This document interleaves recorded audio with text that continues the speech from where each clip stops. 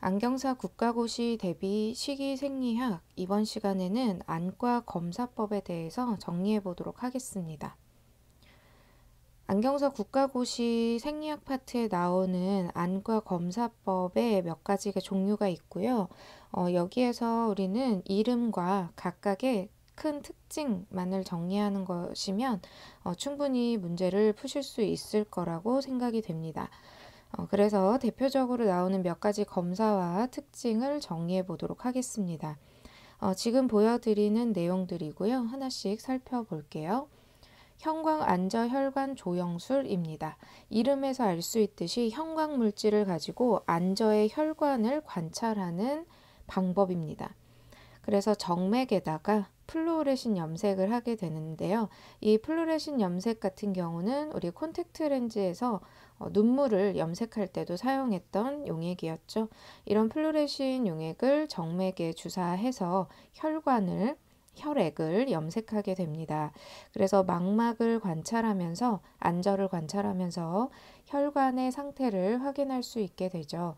그래서 안저 상태와 망막의 혈관을 관찰할 수 있는 검사가 되겠습니다. 오른쪽 사진처럼 볼 수가 있게 되는 것이고요. 그 다음은 전기생리학적 검사에 해당하는 세 가지 검사입니다. 전위도라고 적혀 있는 세 가지인데요. 망막 전위도, 눈 전위도, 시유발 전위 이렇게 세 가지로 구성되어 있어요. 각각의 특징은 망막 전위도는 말 그대로 망막의 기능을 평가하는 것입니다. 눈 전위도는 각막과 눈 뒤 사이에 존재하는 안정 전위를 측정한다 라고 되어 있죠. 각막과 눈 뒤 사이니까 눈 전체, 안구 전체를 의미합니다. 그래서 이렇게 말이 나올 때는 눈 전위도라고 생각하시면 되고요. 망막만 딱 집어서 얘기를 할 때는 망막 전위도라고 생각하시면 되겠죠. 망막의 혈관 그리고 변성의 상태를 확인하는 것은 앞에서 혈관 조영술에서 확인했던 부분이고, 망막 자체의 기능을 전기적 검사로 확인하는 것은 망막 전위도입니다. 잘 구분하실 수 있으면 돼요.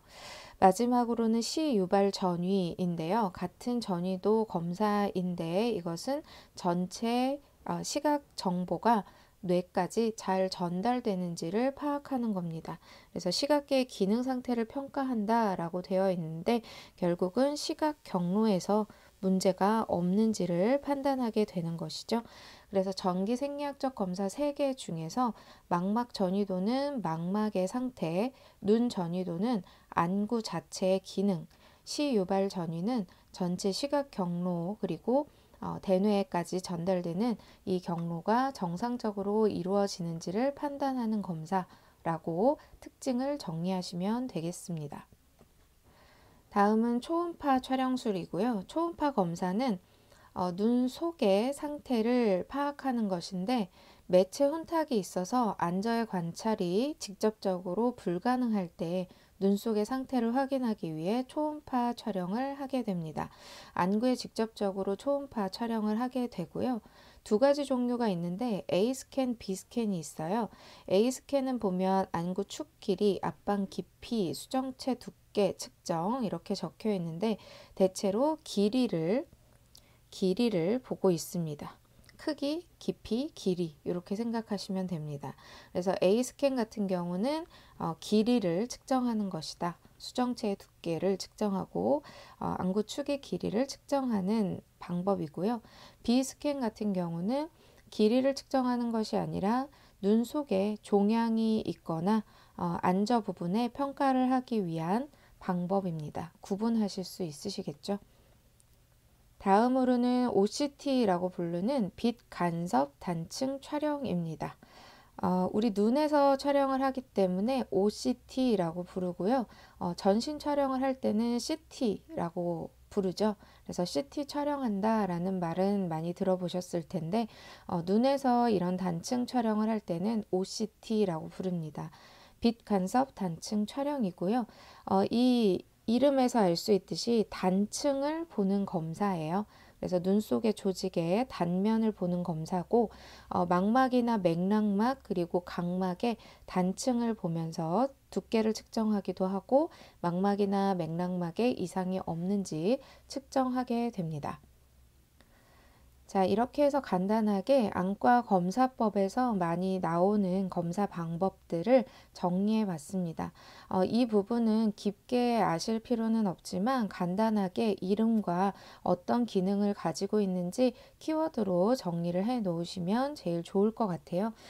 지금 망막 전이도, 눈 전이도, 시유발 전이 여기까지는 전위를 측정하는 그래서 거의 기능을 측정하는 부분이라고 보시면 되겠고 나머지 부분들은 망막이나 또 다른 부분에 이상이 없는지 파악하는 검사가 되겠습니다. 지금 설명드린 내용들을 기반으로 해서 여러분들이 특징, 그러니까 키워드로 좀 정리를 해 놓으시면 문제를 해결하는데 크게 어려움이 없으실 것으로 생각이 됩니다. 안과 검사법 여기서 마치겠습니다.